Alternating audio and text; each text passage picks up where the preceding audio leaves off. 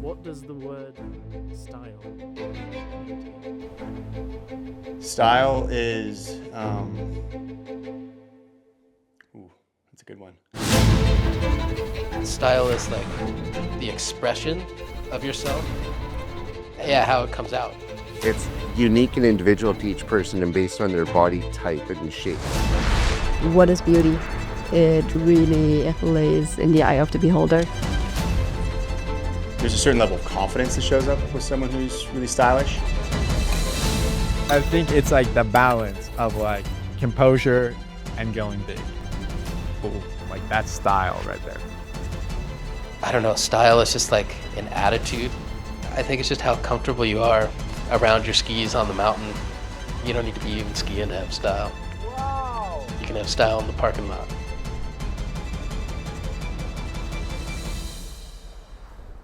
The beauty of, I think, the concept is that maybe it's something that's difficult to put a finger on.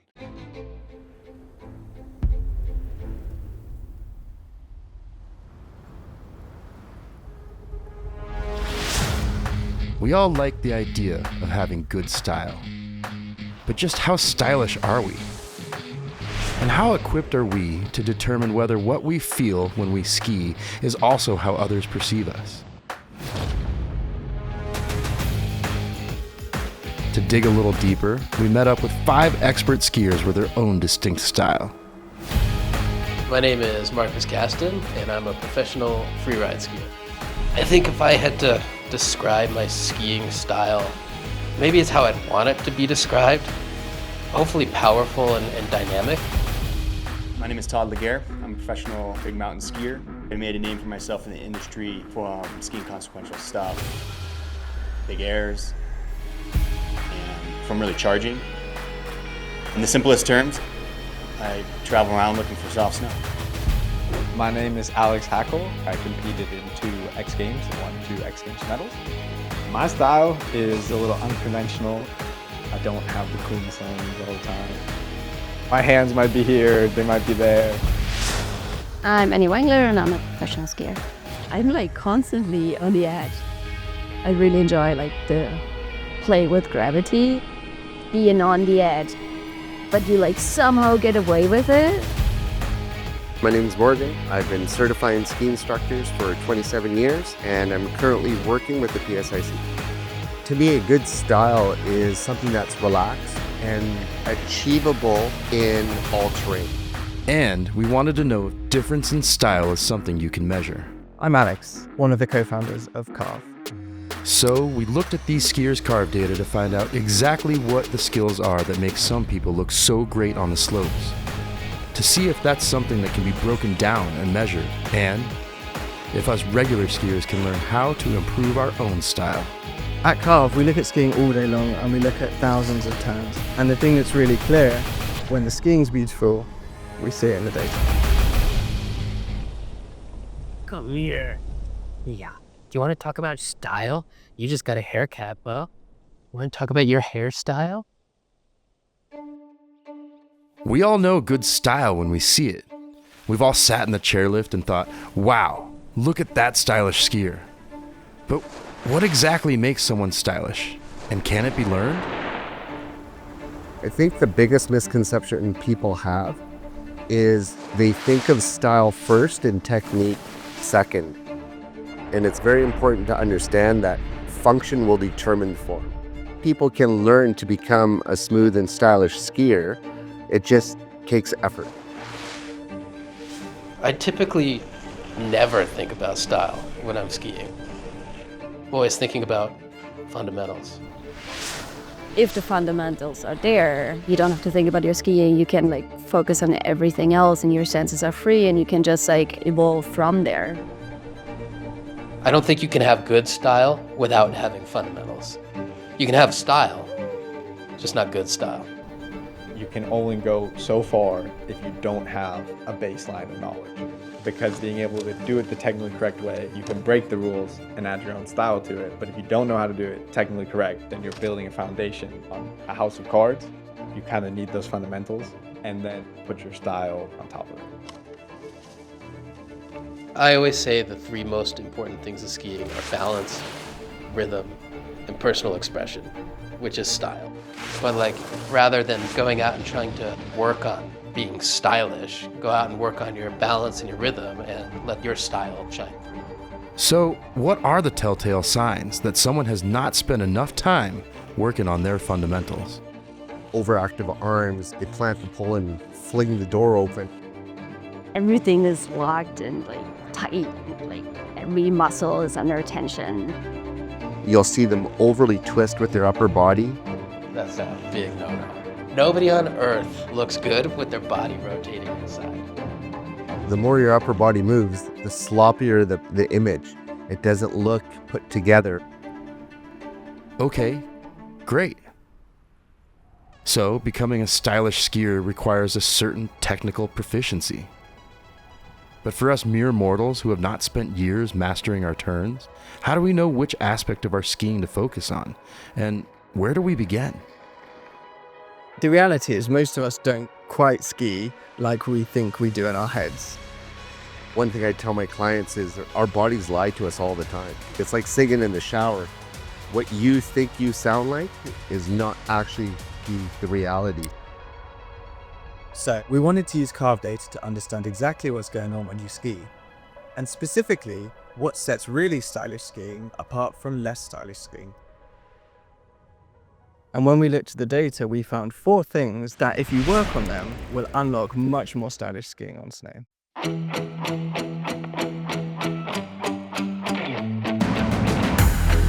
One of the key parts of skiing stylishly is actually being controlled, being balanced, even when we're skiing something really challenging or really intense. So the first thing we're going to look at is balance. A really good stylish skier is showing that they're balanced. They might come in and out of it in ways, that's part of skiing unpredictable terrain, but there's still some sort of way that you can see that they are balanced, or at least coming back to it. In order to look at balance, I'm going to show you an average turn graph. It's sort of like a technique fingerprint for that particular skier. On the x-axis, we have the time through the turn. On the y-axis, we have the acceleration that your feet experience in the fore and aft plane. Let's look at a skier who's in control of their balance. Notice how smooth this graph is. The skier is maintaining a really great balance control throughout the turn and not getting thrown around by the mountain. They're not jerky, and they're always in the driving seat and in control of their skiing. What we can see is they have a really distinct and smooth pattern of behavior, where their skis and their balance are experiencing really smooth patterns of acceleration. Let's compare to someone who's not quite so balanced. We can see there's a totally different shape to what Carv is able to pick up in their data. They don't have a really clear and smooth pattern of movement here. Now, in reality, what does that mean? It basically means that they're never quite in control, and over multiple turns, they're really unable to keep their balance. We don't just see this pattern on just the forwards and backwards plane of movement. You see this pattern in balance in general. So here we're looking at side-to-side movements, or the forces that you experience laterally as you're skiing. A really great skier has the same sort of characteristics. They're experiencing really high force, but they have a really smooth and well-controlled trajectory. A less good skier is definitely going to be experiencing a lot of movements and forces that it's not quite so easy for them to control. You can see in the acceleration curves, they're really shaky and wobbly. They're experiencing a lot of force, and then it's changing and going away. And that's because they're not very progressive in the skiing. They're not able to progressively balance and build up those forces. And so again, the mountain is really driving them rather than the other way around. The most obvious tip-offs that you're not in balance are, 1, your shoulders are leaning into the hill and your outside ski is coming up. To me, balance is a very subtle thing that happens with the lower joints. They're moving ever so slightly, constantly throughout the turn.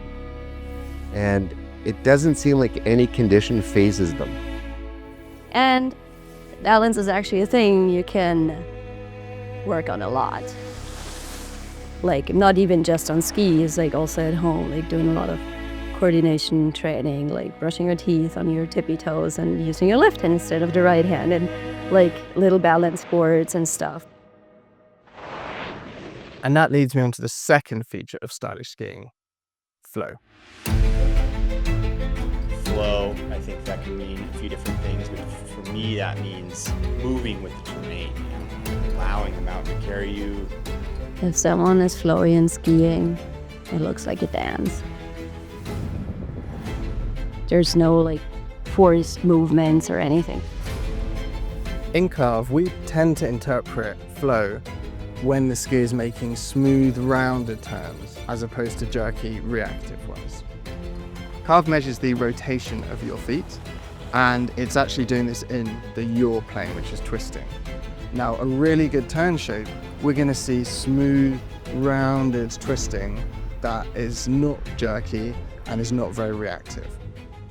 Less stylish skiing, we're going to see really jerky movements where the ski is making Z-shaped turns and they're going across the hill and then quickly changing to brake and across and braking.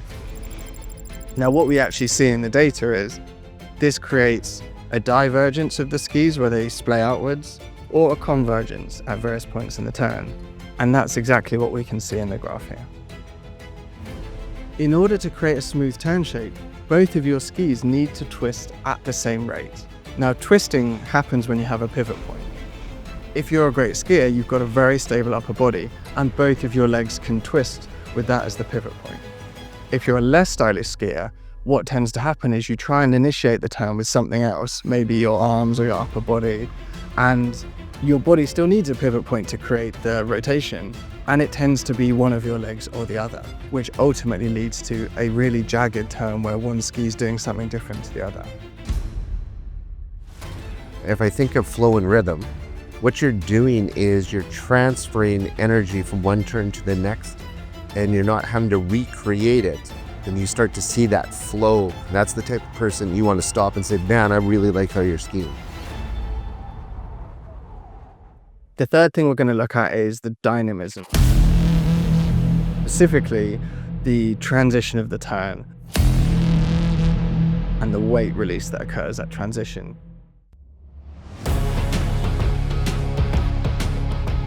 I feel like where maybe I've been successful isn't because I'm the best skier, but because I've just been able to ski my own way, being dynamic. You know, it's what I like to feel. Like coming out of a roll all backseat, like juiced up tails, and like floating over or whatever, like those things that I like to feel. The thing is, most of us actually feel pretty dynamic when we're skiing. We actually feel there's really dynamic forces, there's moments of weightlessness. Now, the crazy thing is, when you look at the data from Carv, we see that most of us actually aren't. Really great skiers are really dynamic in how they're able to release the weight from their skis, particularly in tougher terrain. So let's look at another average turn graph. This is actually data from Marcus Kasten. What we're seeing here is the acceleration vertically through his feet. So specifically, Marcus has these moments towards the end of the turn where there's a lot of vertical acceleration.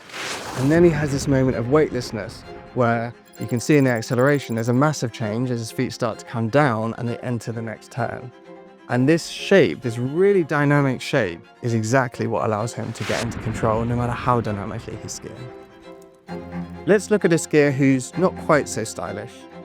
Now, the main thing that we can see here is actually an absence of movement. They don't really have a lot of acceleration at the end of the turn, and they don't have a lot of unweighting occurring. One of the most important things is you should look athletic. Your joint should be bent. It should look like you're playing a sport. You need to be able to be in a position to accept anything at any time and be ready to move. Finally, we see something really interesting in the way that the ski's edges roll into and out of the turn. In Carv, we can detect this pattern really clearly, call it edge similarity. What we can detect is rate of roll throughout the turn Now, great edge similarity is really hard to achieve, but it basically happens when the rate of roll is the same for both the outside and the inside ski. Bad edge similarity happens when one ski rolls at a different rate, and this tends to be the outside ski with the inside ski either at a different time or a different amount. Let's have a look at this in the data. So what we see here is the roll of both skis. So we have a line for the outside ski and a line for the inside ski. And we can see they're rolling onto edge as the skier progresses through the turn. This is actually Ted Liggety's data that we're looking at here. The amazing thing about this data, and of course Ted is the absolute master, is not only is he getting onto a really high edge angle, but he's doing it at the same rate and he's doing it across both of his skis. And this is why he looks so good. If we contrast that to a less stylish skier, this is still a very advanced skier. The first thing we see is their outside ski is rolling onto a much higher edge angle, but is actually doing it faster. The inside ski comes up to its maximum edge angle a bit later, and they both roll off edge angle together. So the problem here is they're actually rolling the outside ski a little bit more aggressively than the inside ski. And this is going to create an A-frame, which is going to reduce your control, reduce your ability to make your turn tighter, more critical, and ski in steeper terrain. Ultimately, it's going to make you a less dynamic and less exciting skier. You know, I think one of the best ways to address A-frame is make sure that the old outside knee kind of leads that effort into the next turn. That's just a really good way to get it to start moving. So, can anyone become a stylish skier? Can it be learned? Absolutely. Style is something that is open to anybody who spends time on style. It just depends on how much capacity you have to learn and how much effort you put in for each day. Style is definitely a function of like setting your own goals. The biggest thing is to connect more with the act of progressing and seeing yourself improving and gaining confidence. That's when you are able to then implement more of your individuality in your skiing.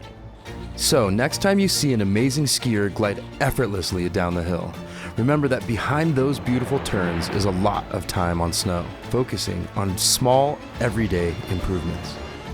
It's just something that comes with time and a ton of turns. The cool thing about the data, and believe me, we look at a lot of data, is you can spot an amazing skier from a mile off when you look at these graphs. If you look at enough of them, you can see it really clearly.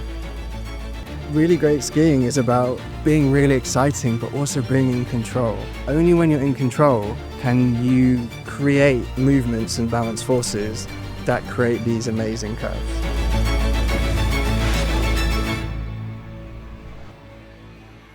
Yeah, don't overthink it. Just work on the fundamentals. You'll have style.